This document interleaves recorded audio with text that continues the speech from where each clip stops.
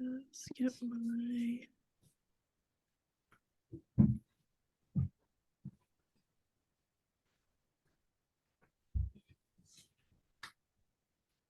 Right.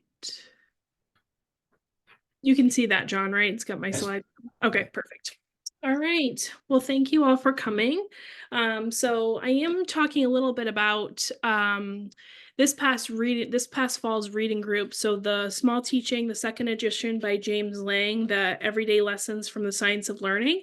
I was a part of that reading group, and I wanted to take some of the small teaching aspects that were in that reading group book and kind of apply them in the fall semester while I was doing the reading group to my HSC 448 health promotion program planning course. And I also got feedback from the students. I told them I was doing it. And along the way, I got feedback about how they felt about the certain implementations that we did. So I'll talk a little bit about how these small teaching little things that I changed in my classes, some are a little bit bigger, but the small teaching aspects and how they did have a big impact on my students. So with the small teaching strategies, so I found just through the reading with James Lang, but we know that small teaching strategies are important because they provide practical and effective ways for us to really enhance the classroom, whether that's through motivation, learning, engagement, and it was a great way to help in facilitating active learning. And I did kind of experience ways of addressing cognitive load and really just promoting kind of meaningful connections in a different way. And I really tried to kind of do things differently in the course with my face-to-face. And I did that with my upper division level course, 448 for our wellness management degree. So I started with knowledge. So if you did read the small teaching book, it's a great one to read. It's my second time reading it for the second edition. So it's kind of has different aspects of knowledge and kind of inspiration and different things. So I kind of started with some of the areas in the book, and I started with predicting, so activating prior knowledge. So one of the things I wanted to change kind of in my class was start thinking about before teaching, start thinking about something new and ask your students what they know about the topic.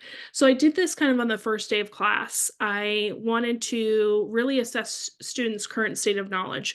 Very simple strategy. What I did was really see what they knew. So asking them just in general about health promotion and planning, what did they know about it? And gave them a little activity right on the first day of class to kind of activate what their prior knowledge was and really help me understand what I would need to do further in the semester if I needed to kind of organize my information or my content in a different way to make sure that students understood particular concepts. So this really helped with assessing their current state of knowledge, building and strategizing how to then build upon their knowledge throughout the semester in the course and prepare them for deeper learning. And it was a simple question. It was simply just asking little questions to see what kind of their prior knowledge is about the course content. You can also do this when you're starting new modules every time to just kind of see what their prior knowledge is and to see where you need to go within that content for the rest of the semester. So particularly what the questions were that I used on that first day of class. So James Lane talks about implementing one or two questions to assess their knowledge on the subject matter. So what I did was explain how they would plan a program on mental health for college students, and then what in general they already knew about program planning. So it was really great to see, because at the end of the class, I collected this. They just did it on a piece of paper, and I was able to kind of see where their enthusiasm was also for the course, because a lot of students got excited about the fact that they were going to be planning a program, and this helped them kind of see what they would need to do from start to finish to plan a program for mental health, which essentially is what we do in the course. So it really helped me kind of see where they were with that knowledge and how to move forward in it, and really strategize on how I was going to build upon that knowledge that some students had and then some didn't. So it was great for me to see. So the big impact with that, I did have a few students give some information. So I had one student say that they're a bit shy, but they found it comforting to share prior knowledge as written responses. So that made me feel good that I didn't do it as kind of like an open discussion, which you can do. But I did have this student who recognized that they are a bit shy on the first day of class. So having it written down, being able to write it down was good. Also, other students said they liked that it was an interactive start on the first day, feeling more engaged. As kind of in college culture, people talk about the first day as syllabus day when the reality is it shouldn't be. It should be kind of diving in and really kind of getting that interactive start and really having students engaged with the content and really getting excited about the course. So I did have a student say that they really enjoyed that it was interactive from day one, and that it was refreshing change from just listening to the syllabus. So having those little activities on the first day when really it was just asking questions and seeing what they knew, really kind of I got some good feedback from the students about that. Then I had another student mention it got them thinking and excited about what they were going to learn throughout the course, and really kind of building that inspiration, that enthusiasm about the course from day one, I found to be really impactful because it really then set the tone for the rest of the semester, and students were really excited about the content and what they were going to be doing in the course. So then with retrieval, so opening questions. So instead of starting the class with kind of just an overview of what was covered in the last class, I had asked them to provide that information for me.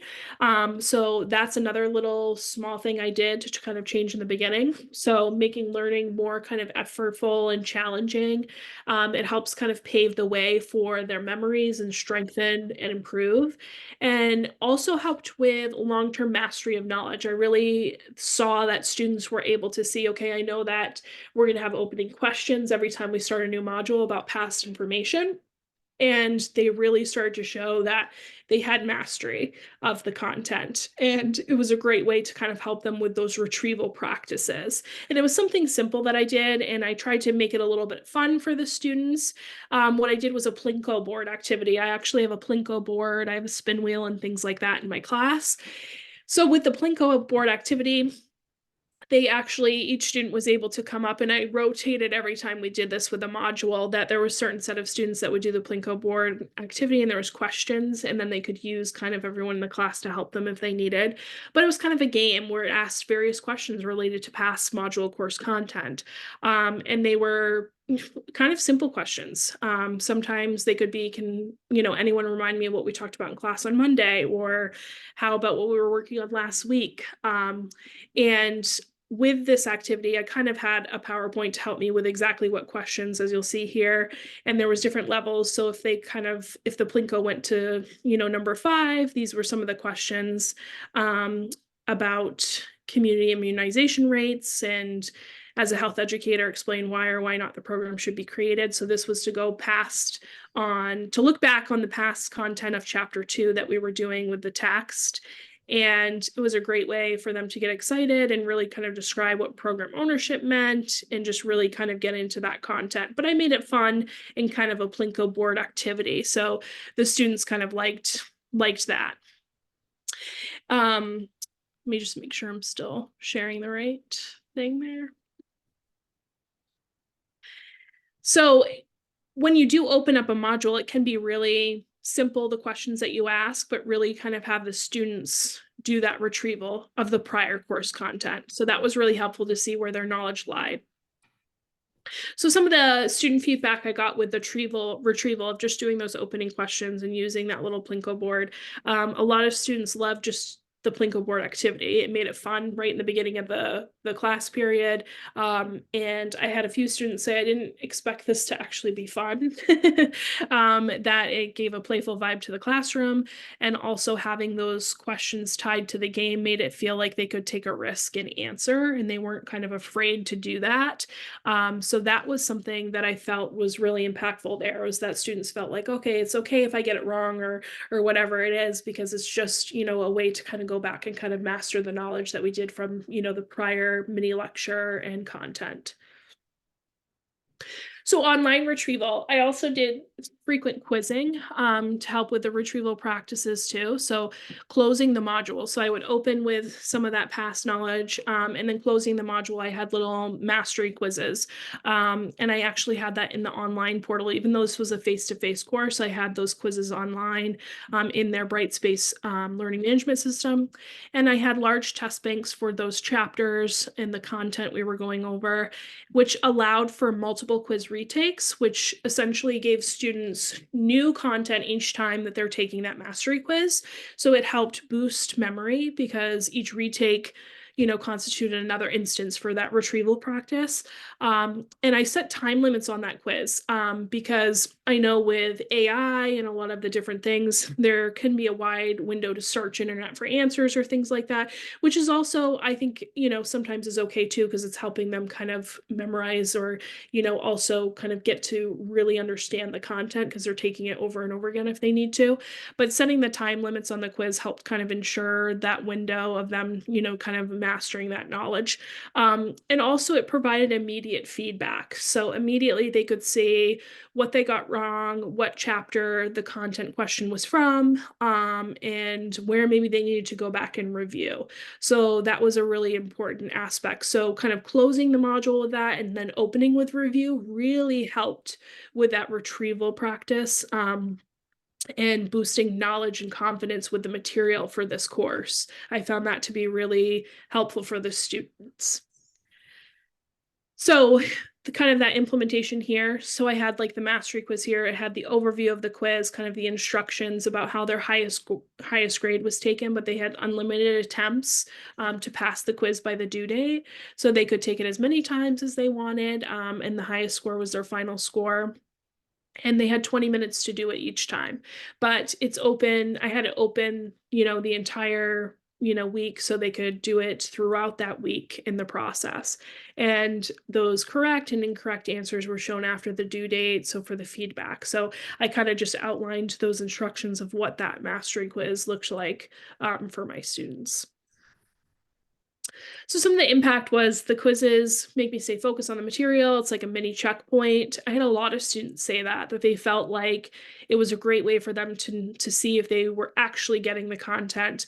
I could then tell that when they were applying things in the course, when they actually had to plan their program and do a little bit of the implementation, that really this retrieval practices of the online quizzing and then the opening the modules with questions really helped them know what they were doing in regards to the planning aspect, which helped me see that they could then apply the material.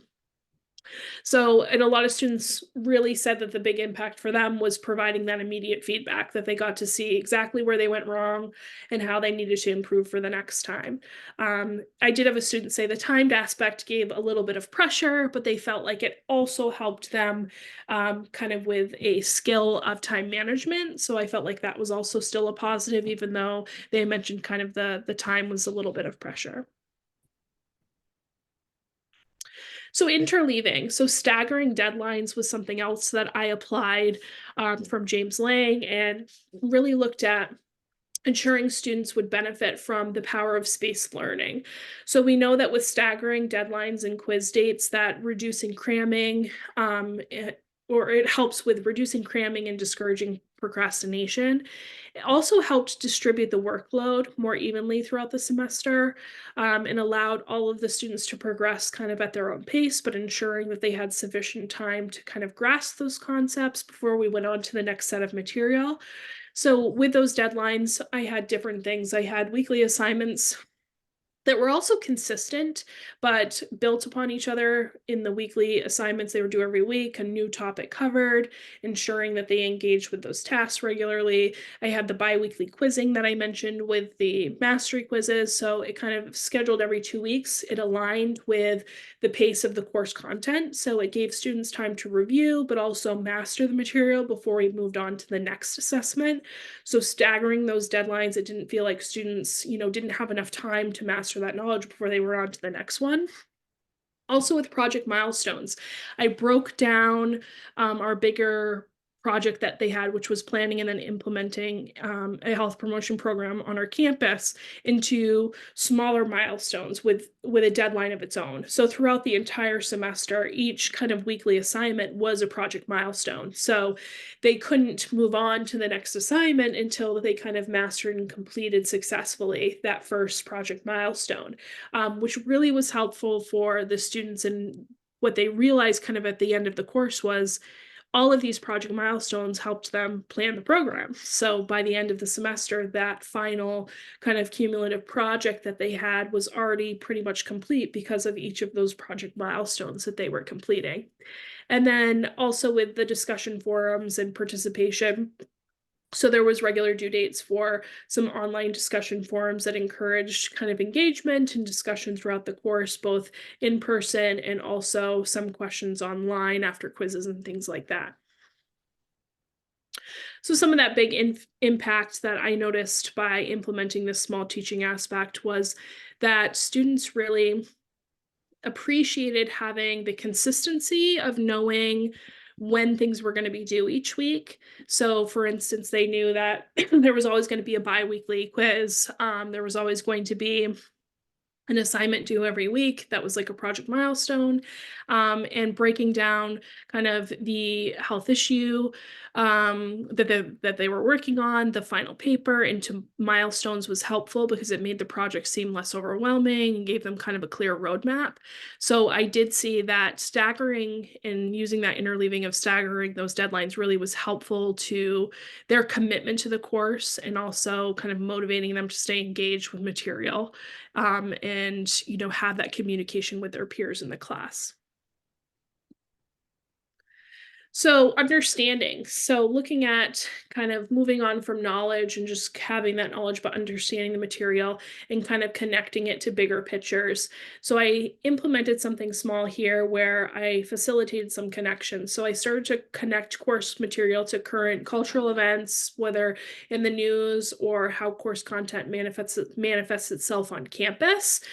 So I had students looking at kind of campus and the health promotion program they were going to implement and how that was related to kind of what's going on campus. So it kind of connected it to real life, and real life for them as students, because this is their campus. This is where they kind of are living and kind of hanging out with friends. So it helped make the content more relevant and relatable for the students, but it also helped bridge the gap between theory and practice of what we were talking about in class and having them be able to actually then apply it in their own living environment of the campus community. And it helped them really connect abstract concepts to those more tangible, real world scenarios when it came to health issues in this community. So they did do something that was kind of a short little campus community health assessment where the students explored health needs and concerns of the campus community through observation. So I had done what I normally did for the class period, and then towards the end of the class, they had this assignment. We talked about it, and then they set off on campus for the rest of the class period to do their observations, where they were really kind of looking at the health assessment of campus. So I was really trying to facilitate those connections to real world events or, that context of campus. So with that assignment, they really were doing some observation. They were exploring the health needs and concerns of our campus community, identifying existing health promotion resources and initiatives on campus, assessing kind of the physical and social environment factors, and then kind of synthesizing that collected information for their program planning and development. So that was a good experience for them to kind of get out from the seats in the classroom and kind of see what's going on in that campus community. So that was pretty successful for the students. They really enjoyed being able to have that time to go out too. So that was just a small little addition that I added too. So some of that feedback was really getting outside of the classroom. Students felt like being able to actually observe health-related factors in the campus community helped them with that hands-on experience, particularly in our field of health and wellness. This is something that they would be doing in their careers. So giving them that skill and being able to practice that was really good. I had another student talk about how defining the population and selecting a specific health behavior made the assignment feel more personalized and applicable to their campus context. So it really helps them kind of make those connections outside of the classroom into the real world. So another little small teaching thing that I added to the class was with explaining and creating teaching materials. Not necessarily me creating the teaching materials, but the students making those teaching materials. So asking students to create teaching materials and explain content to one another was a really cool experience for them. So they felt like they were the instructor for the day, is kind of how I explained it. And they needed to explain certain concepts of their program planning model to the class. They were the teacher for that day. So they had to create their teaching material and they had to provide that explanation. So it really helps them, learn to articulate complex ideas in kind of a clear and concise manner, but also they had to know and thoroughly comprehend the material that they were going to be teaching to help reinforce learning, not only for themselves, but for those in the classroom. So it really was being entrusted with the responsibility of teaching their peers and making sure that they were motivated in that teaching experience. So it provided them with, I feel like, a sense of ownership and purpose in their learning journey, which was good. So to do that actual implementation, so what they did was this peer instruction. So they created program models and teaching their peers how to use those program models to plan their health program. So it was kind of a short kind of mini lecture that students did, but then they had to have some sort of hands-on experience in there where they were asking them discussion questions and things like that. So it was a great way for them to have to actually create some sort of teaching material, whether it was doing something in the class with an interactive hands-on activity to help them with that peer instruction, which helped kind of solidify their knowledge in the topic, but also the peers in the classroom. So the big impact here for student feedback was creating the new visual model. So they had to create those models. And I did have students say that was challenging to actually have to be someone who creates a new model, and it forced them to think about how it applies to the health promotion context. The activity of then teaching their peers, the students said, made them better understand how to apply their own model when planning for a health promotion program. So it just went to show that, yes, they had to kind of learn how to create this, but it was motivating and engaging for the other peers. They had to learn the content and be that person who's kind of explaining it in a way that reinforces learning for their peers. So that was really exciting for them. They liked having the role of being the teacher for, the certain class periods that we did the assignment. So that was another little small change to an assignment that I had previously. So a lot of these things were small in the sense that I already had the assignment, but I did it in a different way before.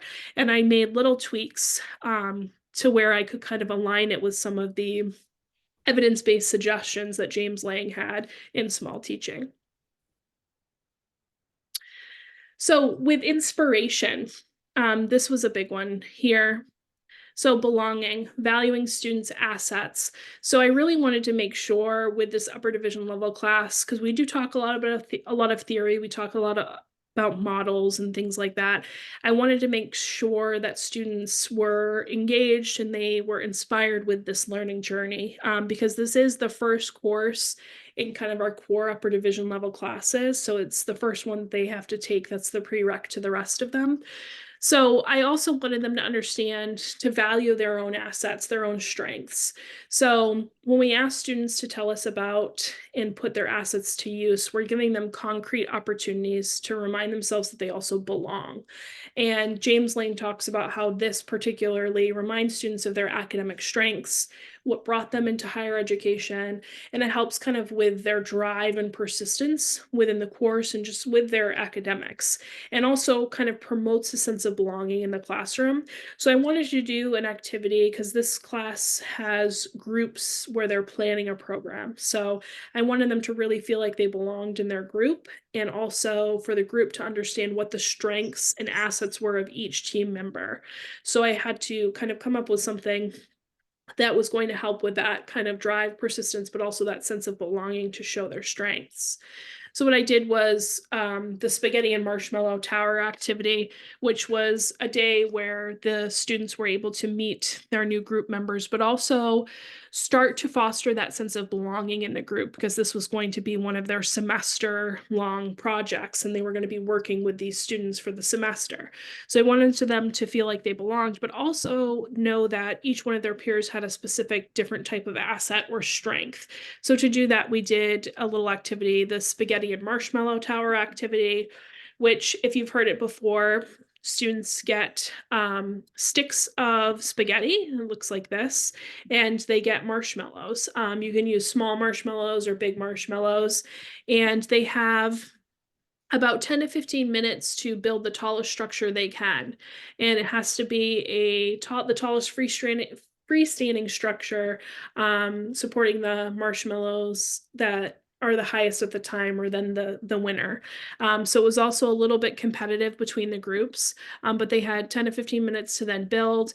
But as I kind of went through the process, I would tell someone who I saw was kind of being more of the leader.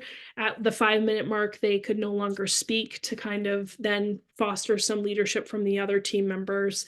But then we did have a discussion after. Each group then had to discuss kind of what were their group strengths, each individual in their group, what assets did they bring to this activity? What assets could they then bring to the group moving forward? So it was a way for them to kind of see, how do we work together, but also what are our strengths in the process?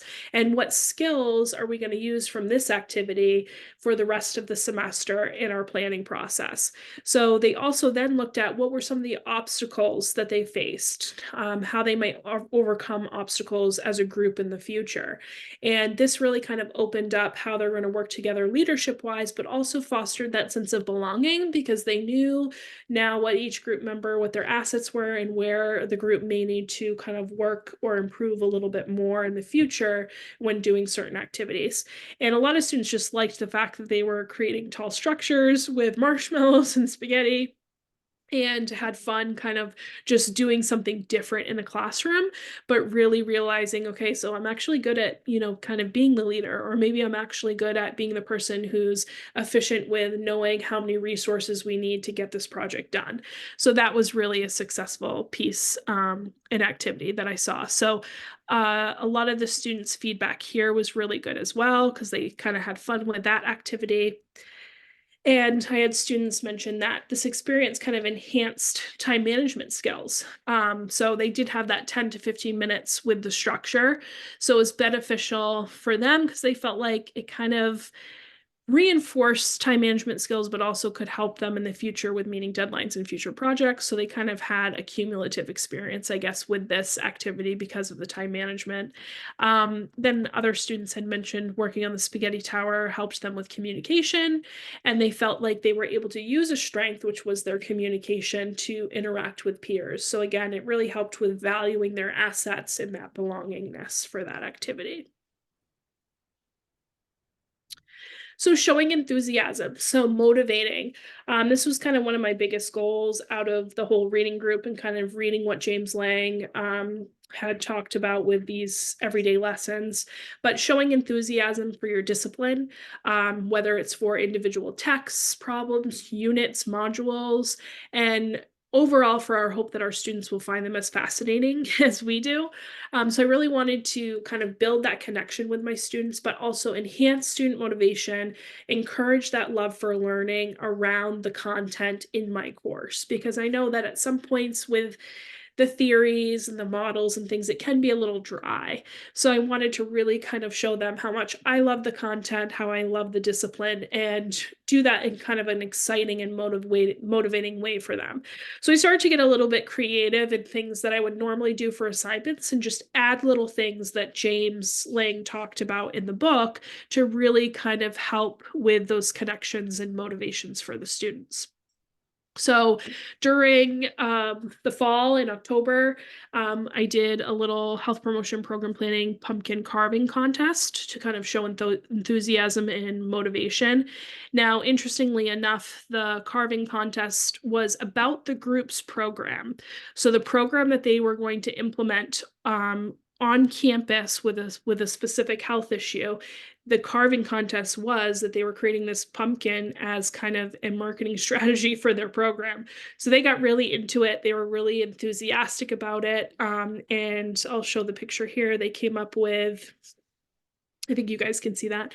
They came up with each of their programs and there was a voting, and we had positive thoughts program on the end here, which you can see had the paws for a dog as the eyes, and that program actually had CNY, the CNY shelter come with some dogs for their program. That happened later in December.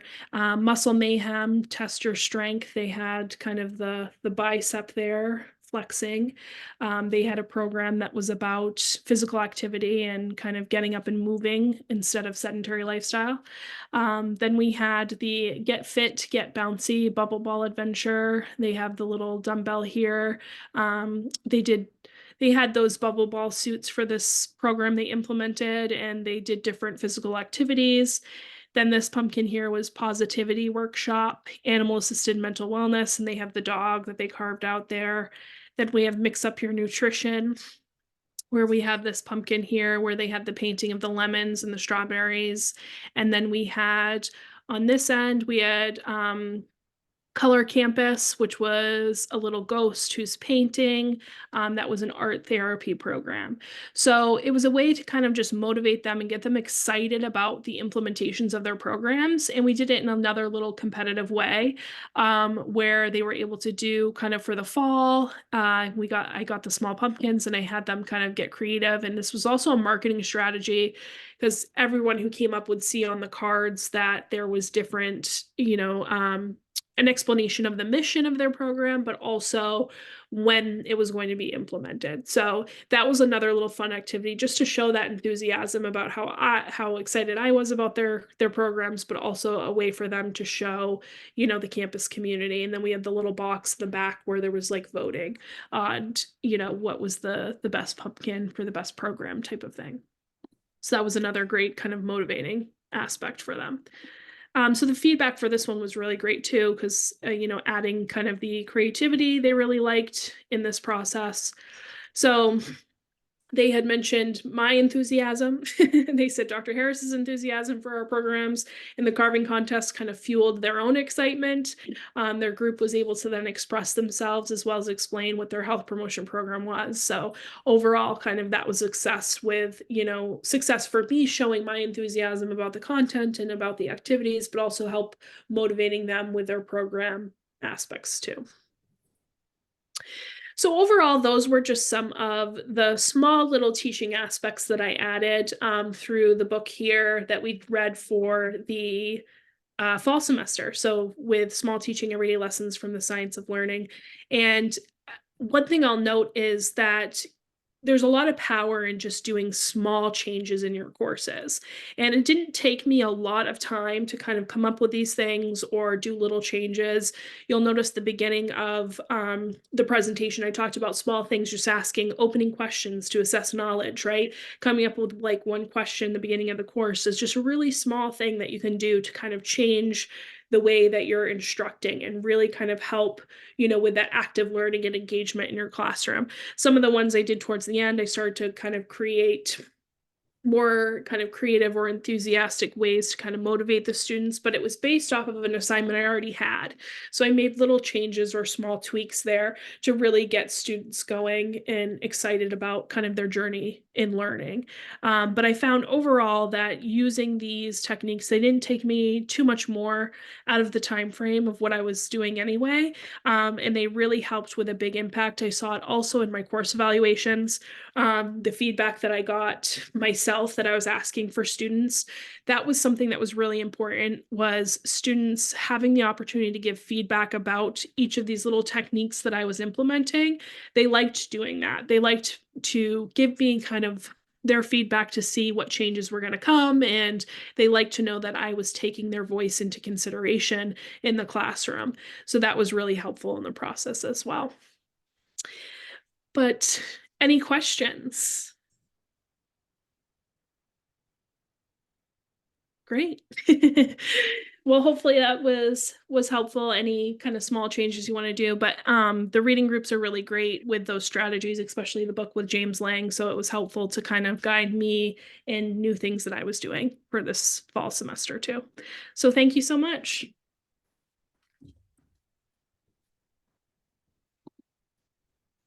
Thank you. Thank you.